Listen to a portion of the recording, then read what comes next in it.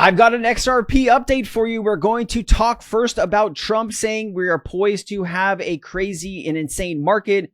We also have some new information coming around an XRP ETF that was just filed.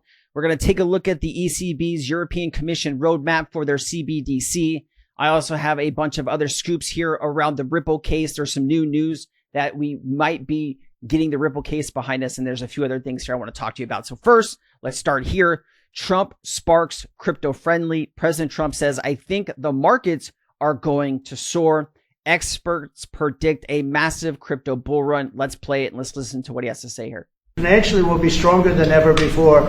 I think the markets are going to soar when they see what's happening. I'll tell you what, I'm called every day by numerous big companies. I spoke at the Business Roundtable yesterday. They had the largest attendance they've ever had. And these are only the CEOs and chairmen, but mostly the people that run, the boss, the people that run the top 150 companies. 150 people showed up. Every single company showed up. First time it ever happened. It's been around a long time. The biggest business leaders. We had a great discussion. It went really well. And I want to tell you, there's tremendous optimism out there about our country in terms of regulations being cut, in terms of taxes being cut. And it would be great if the Democrats would do what's right. It would be great if the Democrats would do what's right for our country for a change, because they really are there. They've lost their way. They've lost their way. Okay, great. Fun stuff. It's the biggest meeting ever. There was a lot of people, a lot of optimism. Cool. Bitcoin BTC is the greatest distraction from the greatest disruption. That is what's happening in the financial services market today. I thought this was really interesting. This is a Bloomberg interview. I believe the person he's interviewing is Jenna Johnson from Franklin Templeton. She's the CEO. There you go. Let me play this. Say that one of the best opportunities now is cryptocurrencies, though crypto has had some problems. What do you tell people that say they want to be in cryptocurrencies? Do you offer the opportunity for people to invest in crypto through Franklin Templeton? Yes, actually we do. So first of all, I always say that that Bitcoin is the greatest distraction from the greatest disruption that is happening in financial services today. So I wish, because every time everybody gets in a conversation about crypto, it leads into a conversation about whether this currency, whether it's Dogecoin or Bitcoin, is of value. Forget that. That's like a religion. You either get a believer or a non-believer, and they're never going to agree. But blockchain as a technology and what it can do is going to be hugely disruptive. So not only is it going to be disruptive on traditional back offices and just create much greater efficiency, but disruption on business models. Say that one of the best opportunities now. Listen, there's a lot of really amazing things that cryptocurrency is going to help, right? Disrupt is also a word that I hear a lot of people use. But realistically, we're using a system that's 5 decades old, right? It was bound to happen eventually. It just so happens that the technology today far exceeds what we've ever been to consider when it comes to the financial industry. And I just put a video together that I made before I made this one. I mean, if you take a look at, there's about $21 trillion. Well, here, I'll use the FX market. The FX market sees about $7.5 trillion a day that is currently moved around it. There's about $150 billion a day that is generated in fees from the FX market. If you were to use XRP for the FX market, instead of $150 billion a day, you know how much it would cost? Take a guess. $1,500. Yes. $1,500. Make sure to watch that video when it comes out. I think you're going to be shocked. I did numbers with 21 trillion a day because that's how much money is supposed to be moving around the planet. If you use XRP to move 21 trillion a day, it would save I think it was $490 something trillion a year by using crypto. I mean, why wouldn't you move, right? XRP is the internet of value, a trust-based system where tokenized assets move freely, smart contracts execute in real time, and distributed ledger technology powers global finance without interferences. Let me play it. What we see with crypto is a solution seeking a problem. So you're actually looking at something here where you have a technology that will be a solution to a lot of things. But the problem that it's right now trying to solve is the wrong problem. So people are talking about this as currencies. I think what you have down beneath, you have the blockchain technology, the checks and balances, the smart contracts, and whatever that can trigger in terms of things where you can take out the middleman in the financial sector in many places, make it more secure to trade across the world. So we actually know I will actually own that whatever property somewhere, and I don't need a South African, Danish, whatever, where we come from in the world, to lawyer to tell me that I do that. There will be checks and balances. That I think has a tremendous worth. That will be supporting, that will be the next layer of the internet, as we know. It will be what actually helps us trade more in the world, because we will be able to go out and we can trust. So what I'm hearing is building trust with blockchain, right? Instead of right now, you need a third party to pretty much do anything. You want to send money across the world to a friend, you usually need a third party, which is a bank, to do that. You want to buy a property in another country, you're going to need lawyers and maybe an agent, whoever else in that country. If we move to blockchain, you don't need that trusted third party anymore, because you're dealing with smart contracts. As long as, X, Y, and Z is fulfilled on both sides of this, the transaction goes through and the value is moved to the new owner. That is what is being built currently. And when you talk about the entire globe, stocks, bonds, derivatives, real estate, gold, any type of rare earth materials, like oil, natural gas, all of these things, water, carbon credits, all of these things will find its way onto blockchain. And once that does, that is really like, when people talk about a $5,000 or $10,000 XRP, right? They're not talking about retail pumping XRP to those levels. They're talking about, $100 trillion coming on chain, over the next few years. That is the biggest impact. And if like the US decided to, embrace the XRP ledger and Ripple the company, and Ripple became like a top payment processor in the US for most transactions, don't you think that would have such an impact on the overall system? If the US has said, hey, this is what we're going to use,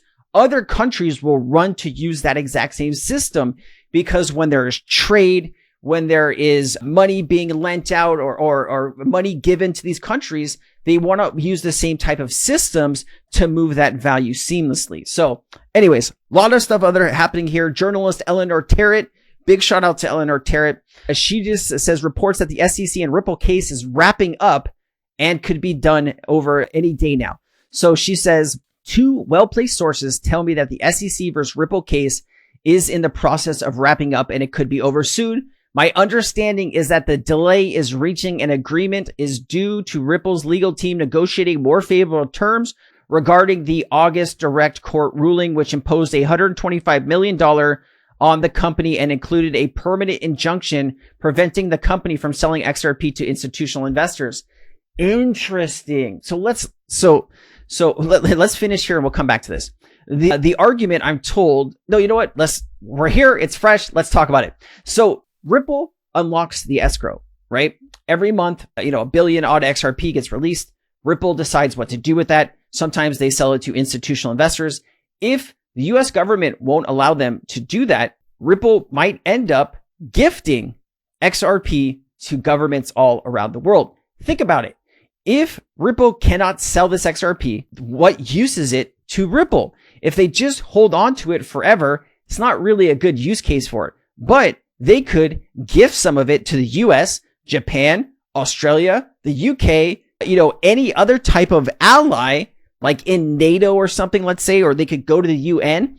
They could gift all of this XRP to a large swath of the world, and the world could start using XRP for those. Or they could hold that XRP long-term to pay off world debt, right? Think about it. If Ripple donated, 500 million or a billion XRP to the major governments around the world, 5 or 10 of them, and XRP went to $5,000 or $10,000, right? That's $5 or $10 trillion that would be created from that amount of XRP. Those countries could pay off their country's debt, right?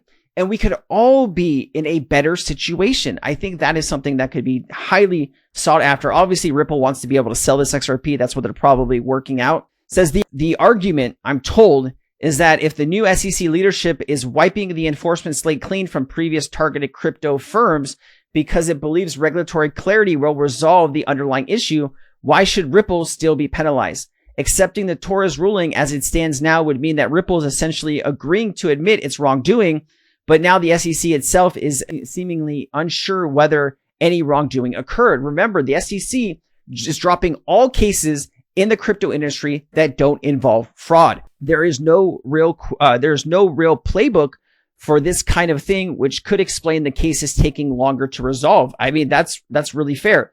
Also, big shout out to Eleanor Tarrant. She actually is I don't know if she's moving on or adding this to her current role, but says, after 9 incredible years of Fox Business, I'm thrilled to announce that I've accepted an offer to host Crypto America, a new weekly podcast and newsletter brought to you by Sentient Network, or SA. Okay. So she is leaving Fox to go do this. So good.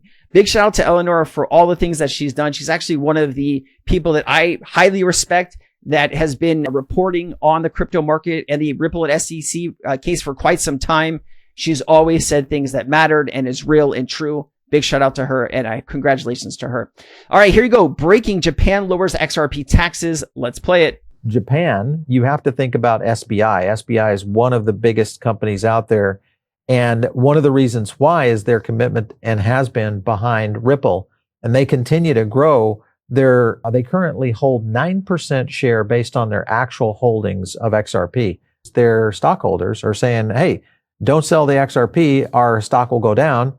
We need to get more. So the stock continues to rise. So a lot happening right there. And then if you look at their CEO, every bank in Japan will use Ripple's XRP by 2025. Now, I don't know if they're referencing end of 2025 or what was, but this was a big headline that they've been touting for quite some time. All right. So this fintech summit happened just the other day. And you can take a look at some of the speakers here. One of the key speakers is a digital minister who, by chance, had met with Brad Garlinghouse right there. If you take a look, met in Tokyo this week. Their leaders are committed to advancing crypto and blockchain technology. So you can see. All right. I don't need to get into too much more of that, guys. If you want to take a look at that clip more, just go to Good Morning Crypto and take a look at it.